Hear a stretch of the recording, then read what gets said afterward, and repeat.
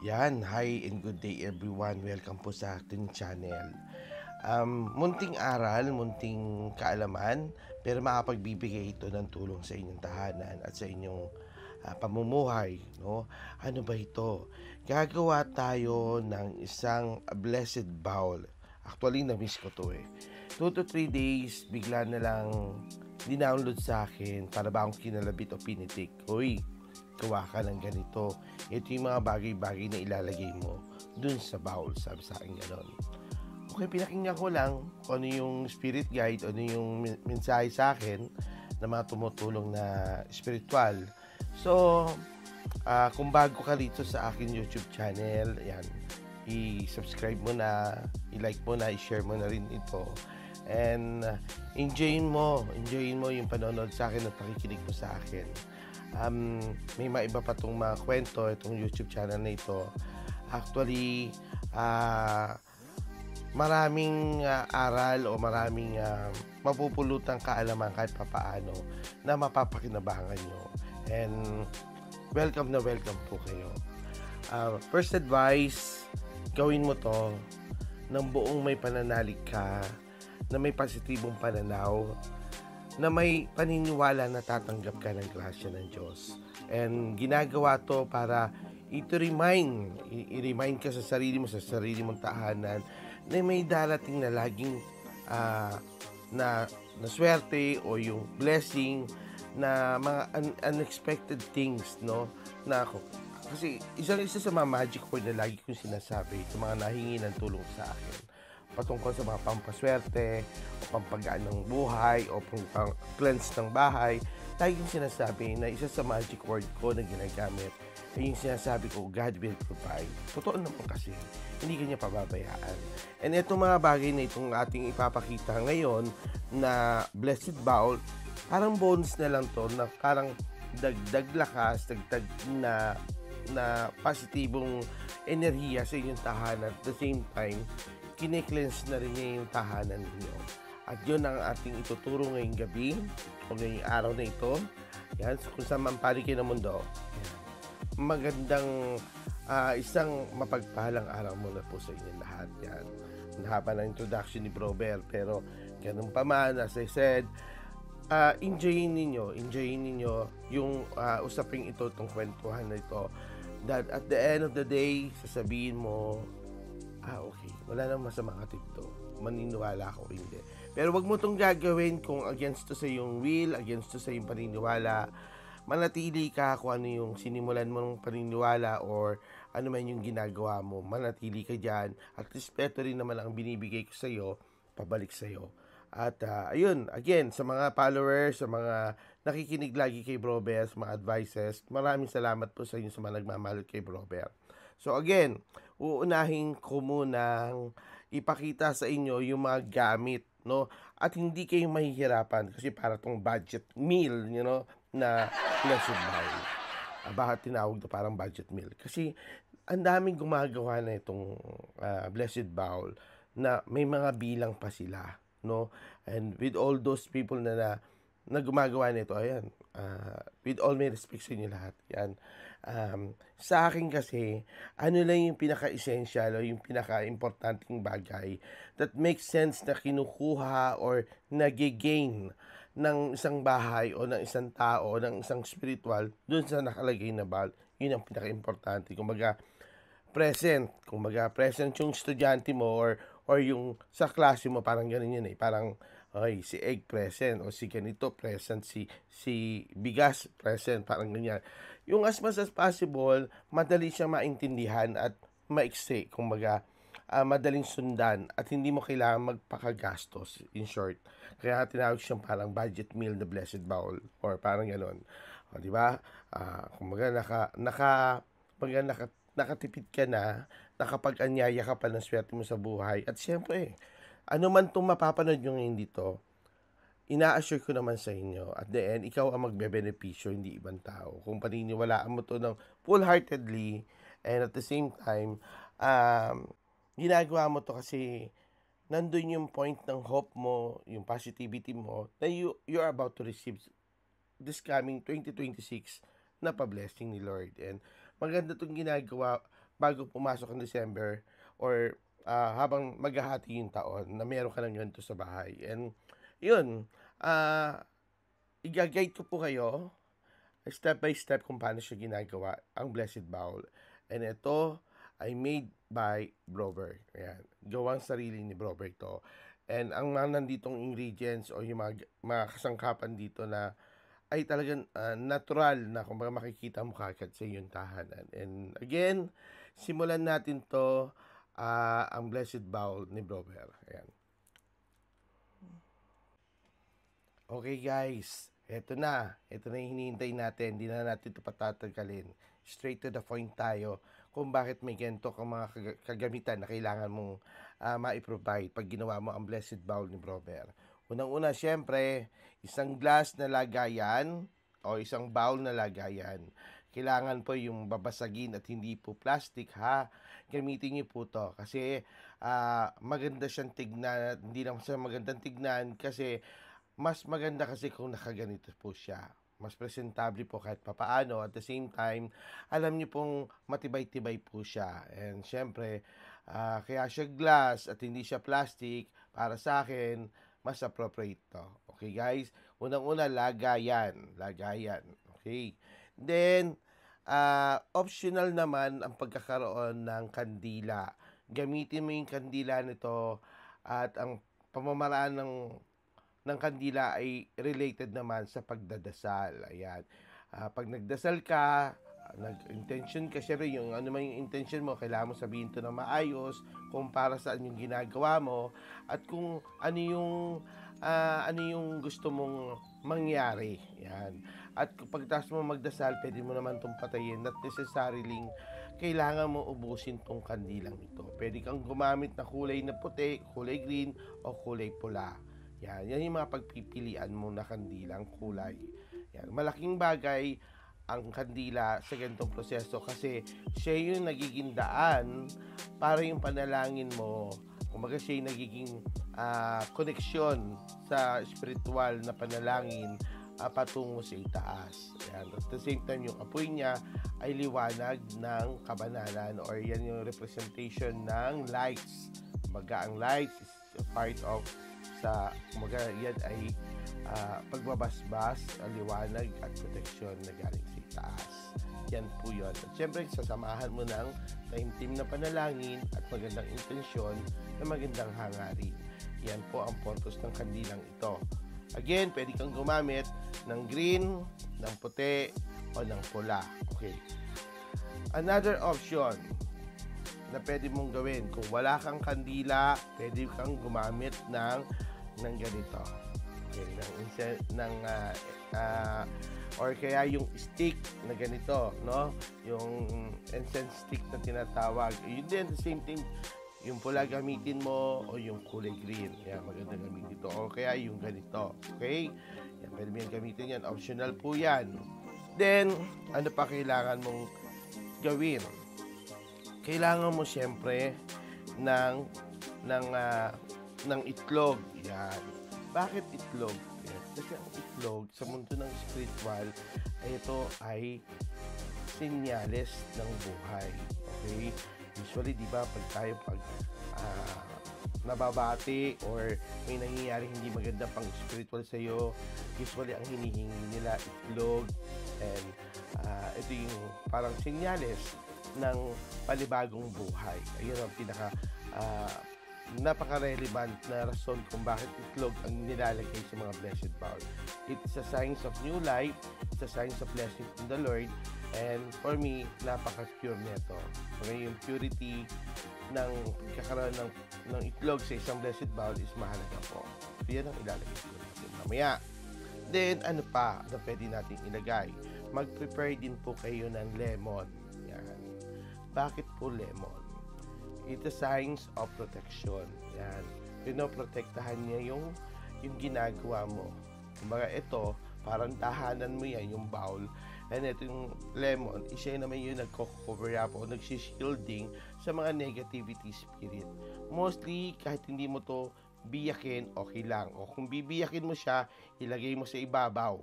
And then, either Tuesday or Friday, pwede mo itong palitan Pag nag-dry up na, kung ano pwede mong ipalit, pwede rin na lime or kalamansi o ganyan. Pwede kang maghiwa ng ganon.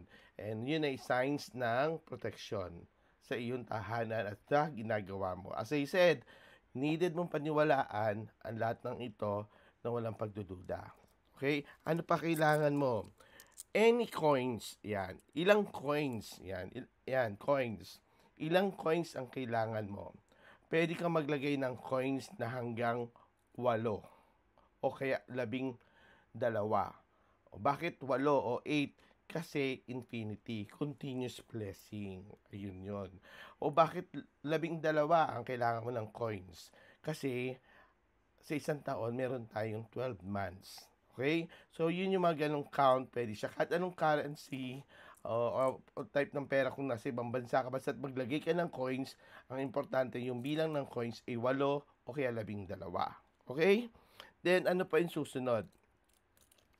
Pwede ka rin, siyempre, ang pinakamahalaga, yan, eto, ang maglagay ka ng bigas. Ayan, bigas. It's a sign of abundant, kasaganahan, kasi pagkain yan, no? Siyempre, prosperity yan, and a blessing yan, no? Sa tahanan mo, kailangan laging may, merong, kumbaga, hindi na uubusan na makakain. At sa ang butil ng bigas ay marami. Kaya kinumpara siya or kinakategorize siyang parang abundant, marami. Yan. Masagana. Kaya kailangan puting bigas ang gamitin mo. Kasi di ba may mga brown rice, di ba may black rice na tinatawag, o yung mga organic rice, di ba? Ako, I prefer sa puti, no? Yan po ang inyo pong gamitin. Okay, guys? And then, ano pa ang pwede natin isama rito? Siyempre, ang needed mo rin dito, pwede to. Pagkatapos mo mabuo yan, or, or ano pa, pwede mong ihabol dito ilagay, pwede to, ito.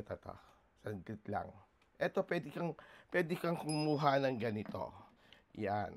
Ano ba to? Dahon ng laurel. Ayan. Yan ang kukumpleto sa ginagawa mong blessed bowl. Ilang dahon ng laurel?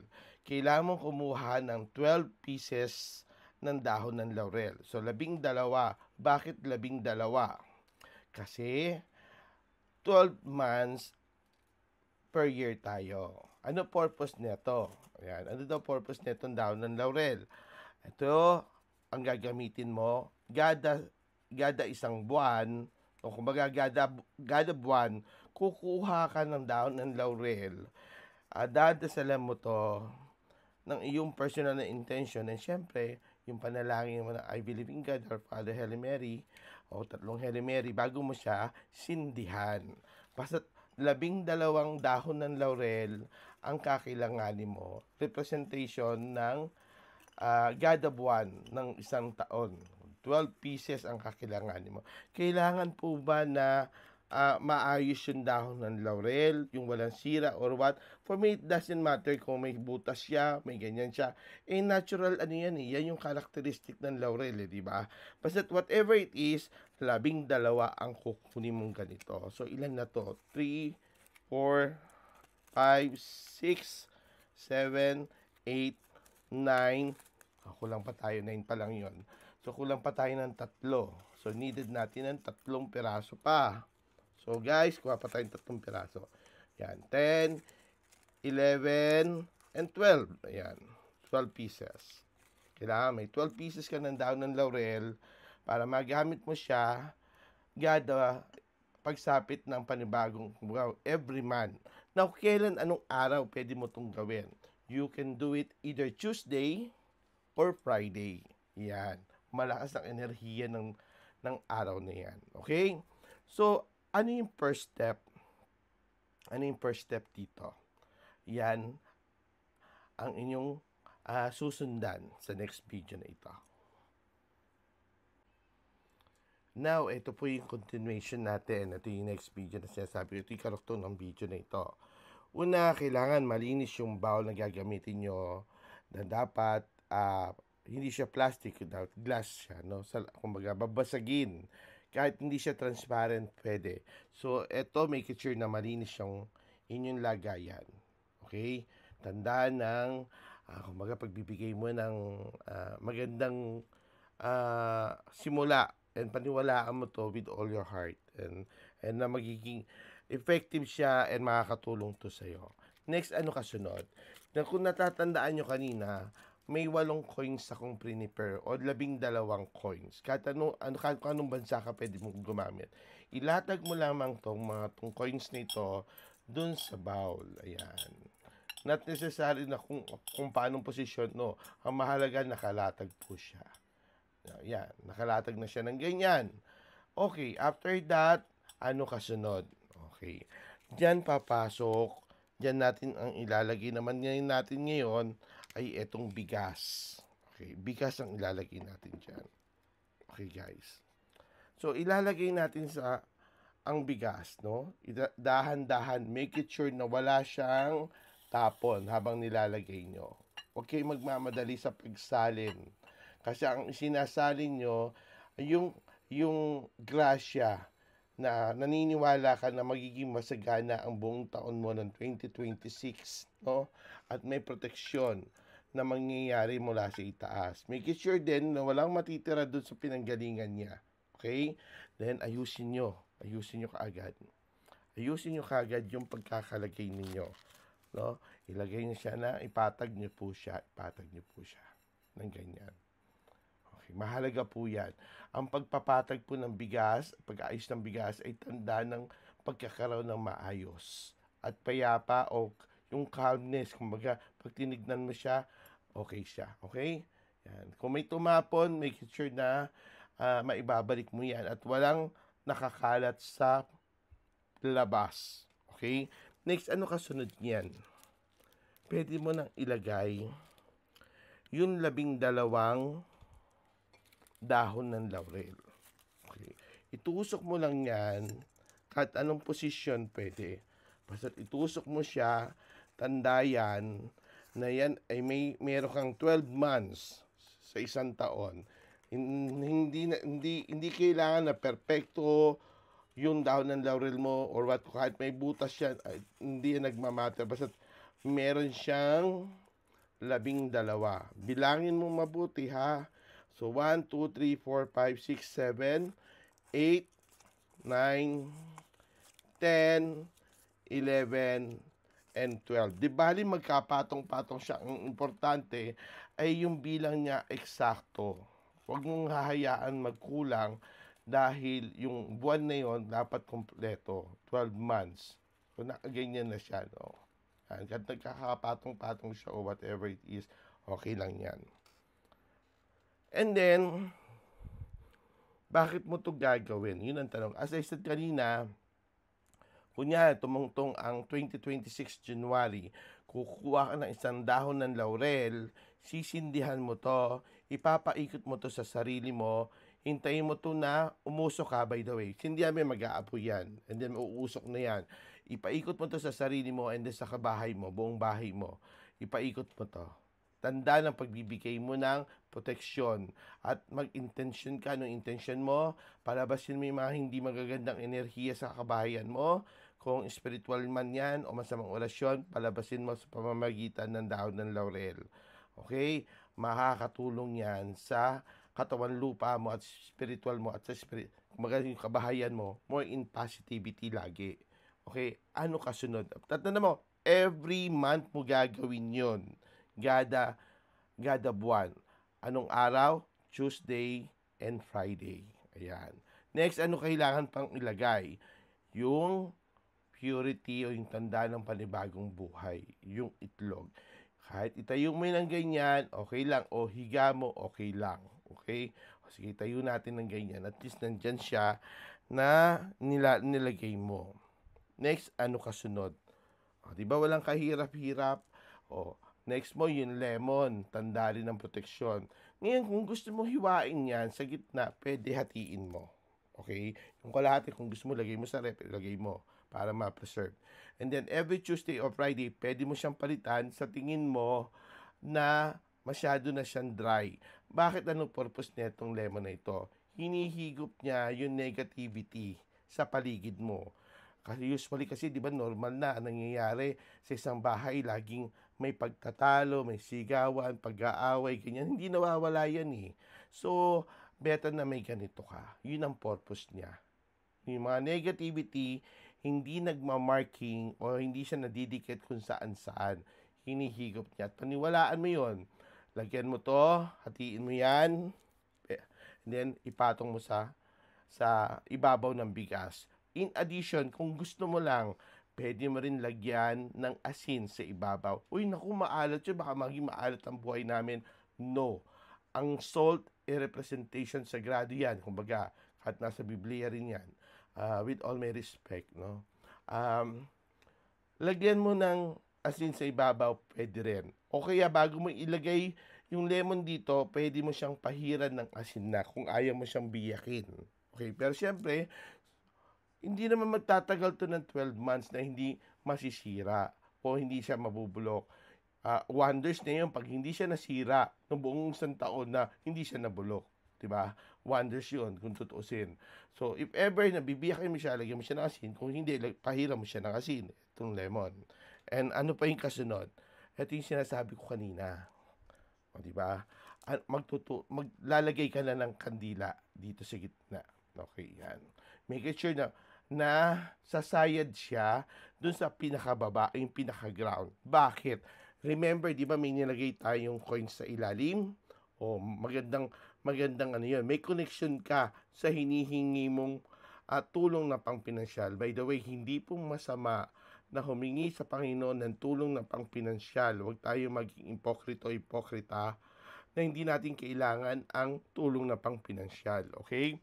Mahalaga po yan sa buhay ng tao dahil yan ang nagpapaandar din paano tayo mamuhay. Okay? May pamamaraan tayo kanya-kanya. So, whatever it is, kailangan mo pa rin kahit paano, Lord. Ako, personally, Lord, nanghihingi ako. Ganun talaga, direct to the point. Kasi kailangan ko mabuhay, di ba? Ano pang gagastos ko. So, pinaka-main point ng kandilan to, whatever it is, isagad mo siya doon sa pinaka-ground, sa pinaka-baba, doon matatouch nyo yung sa ground ng coins. Kasi, it will connect spiritually na malinaw ano yung pinaparating mo, yung hinihingi mo. And syempre, good things, yung mga personal mong panalangin. But always, i-priority nyo, idasal, syempre yung forgiveness, yung good health ninyo, yung maging maayos ang buhay nyo, ipanalangin nyo na rin sa itaas, na bigyan kayo ng pagkakataon na maging biyaya rin kayo. Ang biyayaan niyo yung buhay niyo, kumaga. At the same time, maging biyaya rin kayo para sa ibang tao. Kasi marami kayong matutulungan. Kung yun ang intention mo, do it. Walang masama dyan. So, pag sinindihan mo to, yun. Natapos ka na magdasal, ihipan mo na. Hindi mo kailangan ubusin. O, tumutulo po yung ano ng kandila. Okay lang po ba yun? Yes, walang masama doon. Hayaan mo lang. Now, kung paubos na siya, palitan ng panibago. Palit lang. O ng panibagong kandila, palit lang. O kaya yung incense stick mo, tutusok mo rito, pwede mo rin gawin yun. Ilagay mo rito, tusok mo yung mga stick na yun. Let's say, ito for example lang. Let's say, ito yung pinaka parang incense stick. Pwede mo siyang isama dyan. Tusok mo. Okay, ilang piraso? It's up to you. Nasa sayo kung ilang piraso ang gusto mong ilagay. Okay? Basta make sure nakasagad siya dun sa pinaka-base ng lagayan na naka-attach siya dun sa mga coins. Kasi ang importante, yung usok na yun, lumilipad yun sa kabahayan mo para i-cleanse. At the same time, yung panalangin mo, sumasama sa hangin patungo sa itaas. So, malaking tulong po yun. Now, ano na kasunod? Nabuo mo na siya. Okay na siya. Okay, diba? Oh, by the way, bago natin tapusin to, di ba sinabi ko kanina ito, pwede nyo rin gamitin. Pwede nyo rin ilagay yan dyan. Sindihan man nyo o hindi, pwede rin. Leave it. Ganyan. Okay, again, natapos natin to, nabuo mo na itong blessed bowl ni Brother. Gumastos ka ba ng malaki sa ganitong pa-blessing sa bahay? yung protection mo sa bahay. Iba hindi. Kasi lahat matatagpuan mo sa bahay niyo. Diba? So, walang kahirap-hirap. Hindi siya mahirap buuin, hindi mo kailangan gumawa ng malaking bowl at kung ano-ano ang ilagay mo. Yung pinaka-personal na bagay na tingin mo makakatulong sa'yo at pinaniniwalaan mo, it will bring back yung blessing o yung good things sa'yo. And that would be great. Then, nabuo mo siya, di ba? Magsindi ka ngayon ng separate na kandila. O, parang ganito. Sindihan mo siya, either pulang kandila, puting kandila, or ano pa man. And then, sindihan mo lang siya. Pagkasindi mo lang ganyan, syempre, dasal ka, syempre. Ano purpose nito pagsindi nito? Kasi nabuo mo na eh. Nabuo mo na. So, ano purpose nito? Ba't nagsindi ka pa ng kandila? Bakit hindi pa yun ang kandila sinindihan mo? Diba? Sisindihan mo kasi to starting dun sa unang buwan ng 2026, and that would be January. Okay? Gagamitin mo to separately kasi wala pa naman yung January. So, nag-start ka ngayong buwan nito, November, December, use this one. Okay? Now, kailan mo sisimulan to? Pag maghahati na yung taon o kaya first day of the 2026. Now, bakit ka nagsindi dito? Ito rason yan. Kasi magdadasal ka. Hihingin mo na bigyan to ng basbas ng Panginoon, yung magandang intention mo, yung positivity, yun ang hilingin mo. Ngayon, kung may extra bell ka, like this, yan, pwede mo itong gamitin to cleanse. Okay? Kine-cleanse mo siya. Okay? Not only binabasbasan mo, pero kine-cleanse mo din siya at the same time, kung ano man meron sa tahanan mo at that time na negativity spirit o negativity energy or flow of energy, ayun ay kumbaga lalabas yun, maglalaho yun, paniwalaan mo lang. So yan, pwede mong gawin yan. Kung pwede kang magdagdag dyan sa paligid niya ng kristal o mga image ng angels o what, that would be great. Additional na kakayanan, additional na lakas sa ginawa mong blessed bowl. And I hope may natutunan po kayo for today. Ayan po ang ating blessed bowl na napakasimple at madaling gawin. Hindi kayo mahihirapan na gawin. Basta tandaan nyo, paniwalaan nyo muna, and then ask for your personal intention, believe, and receive it, the blessing from the Lord. Yan lang naman ang layunin ko is yung mabigyan kayo ng magandang pananaw o positibong pananaw at the same time, meron kayong nilook up, kumbaga, meron kayo kahit pa paano na hope na God will provide and prayers connected sa itaas, pinaka the best talaga yan. So again, I hope itong ginawa natin blessed bowl na ito, nakatulong po sa inyo and looking forward na ang mga blessing na dating sa 2026, abang-abang na po kayo at sapuhin niyo ang blessing. Baka nga yung dalawang kamay nyo, hindi kayang sapuhin pa yung blessing na darating nyo. So ano gagawin niyo? Yan ang next step nyo. Pag sobra-sobra ang blessing, again, ang sarap tumulong, ang sarap magbigay sa mga nangangailangan and you know kung sino yung deserving. And doon ka lalong i-bless ni Lord pag marunong ka mag-return ng blessing mo sa ibang tao. Ako sa mga mahal mo sa buhay. Kasi mag-aan sa buhay yon. So, pag-aanin mo yung buhay mo, wag mong pabigitin sa mga negativity mo, sa what if mo, sa pag-overthinking mo, sa masyadong pag-aalala, wag mong pabigitin yung buhay mo. Pag-aanin mo yung buhay mo sa pamamagitan pagkakaroon ng connection sa itaas, pananampalataya at pagiging positibong pananaw na meron ka sa sarili mo kasi madadamay yung pamilya mo sa magandang biyaya ng Diyos. Again, ito po ang blessed bowl na budget meal ni Bro Per. Again, maraming salamat po and don't forget to subscribe, like, and follow my YouTube channel. Bro Per TV lang po. Maraming salamat po. So guys, o, diba? Napakasimple ng ating ginawang blessed bowl in budget meal ni Prober. O, diba? Hindi ka mahihirapan. Again, isa na naman masarap na kwentuhan na may kasamang kape. Si Prober habang nagkukwento sa inyo. And medyo malat-malat pa tayo, pero okay lang yan. At least nakapagbigay ako sa inyo ng konting tulong na aral tungkol dito. Gawin mo to na may paniniwala sa sarili mo. Higit sa lahat, huwag mong kalimutan, magsipag ka, magtiyaga ka, at matuto kang magpasalamat sa maliit o malaking biyaya ng Diyos na dumarating sa buhay mo. Kasi hindi lahat ng tao nabibigyan ng pagkakataon na makatanggap ng mga grasya o biyaya. O kaya kahit malit man yan, huwag mo kakalimutan. Be thankful. Yung gratitude mo dapat nandoon. Huwag yung attitude. Wala tayong patutunguhan yan eh.